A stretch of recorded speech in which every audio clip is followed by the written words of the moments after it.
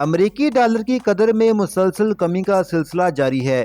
آج بھی inter bank میں ڈالر 1 روپے 63 پیسے سستا ہو گیا ہے۔ فوریکس ڈیلرز کے مطابق ڈالر 1 روپے 63 پیسے سستا ہونے کے بعد انٹر بینک میں 228 روپے پر ٹریڈ کر رہا ہے۔ دوسری جانب اگر پیٹرولیم مصنوعات کی قیمتوں کی بات کریں تو پیٹرولیم مصنوعات اور عوام کو ریلیف دینے کے لیے حکومت نے عالمی مالیاتی ادارے IMF سے بات چیت کا فیصلہ کیا ہے۔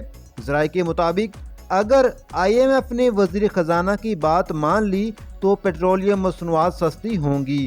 ہائی سپیڈ ڈیزل 16 روپے 61 پیسے سستا ہوگا، مٹی کا تیل 14 روپے 20 پیسے سستا ہوگا، جبکہ پٹرول 7 روپے 24 پیسے سستا ہوگا۔